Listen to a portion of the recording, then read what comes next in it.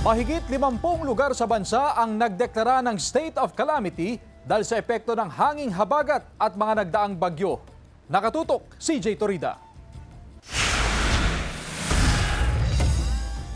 Imbes na sasakyan, bangka na ang gamit sa subdivision na ito sa San Simon, Pampanga. 2 linggo na raw nalubog sa baha ang subdivision. Ayon sa mga residente, ngayon lang daw nila naranasan ang ganito kataas na baha. Abot baywang ang baha sa iba pang bahagi ng San Simon. Pinasok ng tubig pati ang barangay hall ng Santa Monica. Sa barangay na ito, ipinagluluksa ang 1 taong gulang na bata na nalunod sa baha gabi noong linggo. Sabi ng kanyang mga magulang, hindi nila namalayang nakalabas ng bahay ang kanilang bunso. Hindi rin po namin talaga na mangyayari din yun sa bata. Naka-diaper po siya. Kaya siguro, nung time na yun nalunod po siya kasi napuno po ng tubig yung diaper niya. Napabigat po. Sa bayan ng Mexico, umapaw ang ilog sa barangay San Lorenzo. Sandamakmak na basura ang naanod.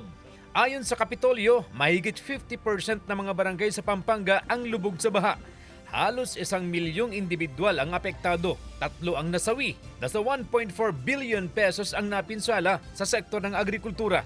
Nauna nang nagdeklara ang Pampanga ng state of calamity. Ayon sa NDRRMC, hindi bababa sa 53 lungsod at bayan sa bansa ang nagdeklara na ng state of calamity dahil sa epekto ng habagat at mga nagdaang bagyo. Isinailalim na rin sa state of calamity ang Bataan. Sa tala ng provincial government, 8,000 residente ang lumikas dahil sa pagbaha sa 70 barangay sa 8 bayan at lungsod. Nagdeklara na rin ng state of calamity ang Bulacan. CJ Torida, One North Central Luzon.